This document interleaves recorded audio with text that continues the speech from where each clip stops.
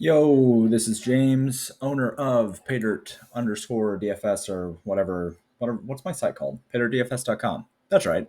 Paydirt Intuitive Analytics. I know that. I'm the owner of the site. Anyway, wanted to go over a little bit of setting up the portfolio manager for Showdown, specifically for the NBA Showdown tonight. Had some questions on setup and usage. I'm going to go over like basic stuff here, but just going to show how to load the portfolio manager. So first things first, um, the portfolio manager is found in experimental portfolio manager. It looks like this when you first load it up. All right. So what you're going to need is a CSV, a site CSV here, a portfolio file, and a projections file. So you can get both the portfolio file and the projections file from Paydirt if you want to use Paydirt stuff. You can also use SaberSim. If you use SaberSim, just make sure that you click yes here before you upload your portfolio. Otherwise, it'll break its shit.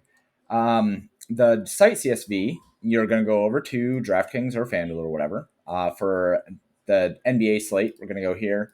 We're just going to jump in here, and then you're going to export this to CSV. And what that's going to give you is this guy, right? So I already have this because I've already been setting up this video, so I don't need to save it, but save it as something that you'll remember. For the two other things that you need, now you can go into the DFS range of outcomes to get both. So first off, I'm going to load up here. During the regular season, this will be a regular season CSV or regular season table. You're going to want to go in here. You're going to go advanced. You're going to want to go showdown, and then either DraftKings or FanDuel, obviously. But for today, we're going to just stick with DraftKings, and that's going to give you this file, right? So again, we're going to go in here. We're going to export the tables. It's going to give you this guy, all right? This has everything you could need. The things that you are going to specifically need are going to come from this guy. So let's grab the template. And now we can see the template is this, okay? Now this is very important. These header names have to stay the same.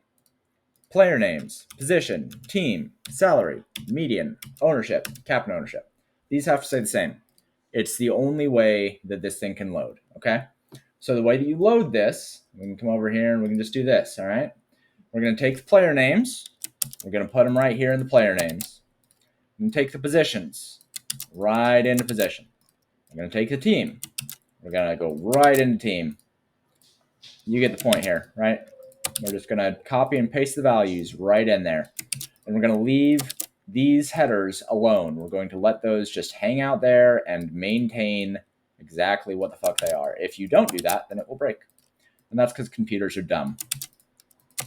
Okay, so now this is loaded. Again, I already have this saved somewhere, so I am not going to save this again.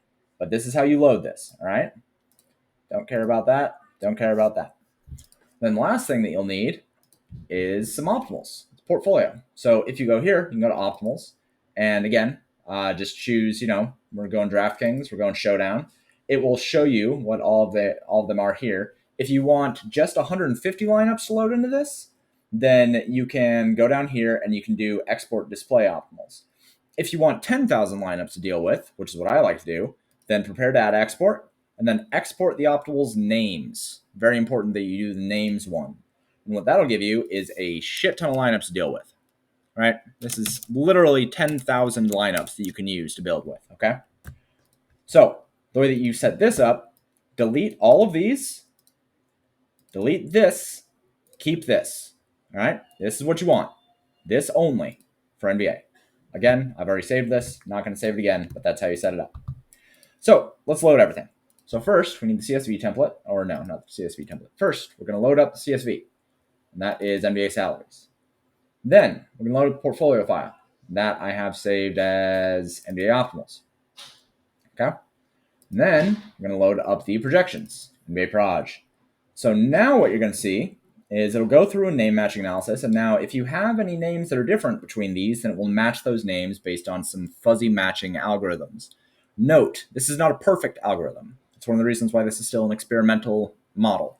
But what it does is it goes through here and finds any close names here and changes them interchangeably to both so that they can match. Very important that you pay attention to that. The best thing that you can do, actually, is to go before you even load these things, make sure that your projection source and your portfolio source are matching, if possible.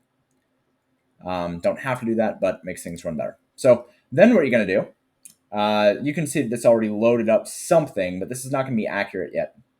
What we need to do is we need to go NBA and we need to go Showdown. Okay, as we're obviously doing Showdown, like pretty important to do that. So then it'll run. This little dude up here is running and doing its thing. Obviously, I'm doing 10,000 lineups. It's going to take a little bit of time because it has to do a whole bunch of math on all 10,000 lineups. But when it's done, now we have some things that we can actually look at here. Okay, so if you want to see the whole thing, you can do this, and now you can see all of your lineups. And frankly, just going over here and seeing this side is more important. So you're going to be able to see things like salary, median, ownership, the projected dupes for the lineup based on the contest that you're in, the finishing percentile, the projected finishing percentile of the lineups that you created, the win percentile or the win percentage of lineups you created, the lineup edge, the weighted ownership, and the geo mean of all the different lineups. And these are all really important, but the two things that matter by far the most for Showdown are dupes and finishing percentile. Those two things are really, really, really fucking important. You do not want to dupe 29 times whatsoever, ever, in any contest, right? So one of the very common things that people will do with this is go over here in the macro filter options and say max acceptable dupes. Let's say that I want no more than 25 dupes, okay? And I just want, let's just say that I want neutral edge, right? I don't want anything with a negative edge. So now it's only going to return, when I hit submit, it's going to go through, it's going to carve up all of these lineups, and it's only going to return lineups that have at most 25 projected dupes and at least a 0 in terms of lineup edge, at least neutral lineup edge. We don't want anything that is a negative edge here. So again, does some math. Now you can see there's 4,690 lineups. It got rid of over half the lineups. And then we can open this up again and say, okay, what do we got here, right? We still have some lineups that have lower finishing percentiles, but because we dropped their dupes, the lineup edge is a bit better, right? Like now this is still a positive lineup edge. And then what we can do is say, all right, let's just take a look. Let's take a look at the highest weighted ownership here, right? Because high weighted ownership is going to tell us something that is pretty important. This is going to tell us, so this is kind of like volatility, right? If we have really low weighted ownership, what we're going to see is that the finish percentiles are really high. Lineup edges are usually pretty high, but the win rates are usually pretty low because the medians are lower. A higher weighted ownership usually is going to lead to higher medians, right? So, higher weighted ownership, 224. The other thing you can do is just straight up sort by median and say, okay, well, from this point, I know that I'm going to have less dupes in my lineups. I know that my win rates are okay. I know that my finishing percentiles are fine-ish, and I know that I have positive lineup edge. You could just export these lineups if you wanted to. But let's trim these down even farther, right? Let's say that I only want lineups that have a finishing percentile, max finishing percentile, of no worse than 10%. All right? That way, the projected finishing percentile of lineups is no worse than the top 10th percentile of lineups. So this would be a GPP portfolio, right? And then what it's going to do, again, it's going to take those 4,690 lineups and it's going to do some more math. Okay, now we have 3,298 lineups. All right, so now let's open these up again. All right, now we're looking really, really good. We have low projected dupes. The finishing percentiles look really good.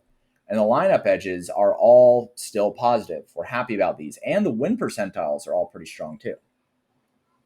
So again, from here, if you just wanted to take the top 150 of these, that would be completely acceptable. But let's carve these down even more. Let's say that we were doing this for, you only have 10 lineups to use, right? How would we go about then getting to the next set? So now let's trim this. and let's trim it based on median, and let's just go with own, right? Let's just say from these 3,298 lineups, just give me the best lineups in terms of median and ownership.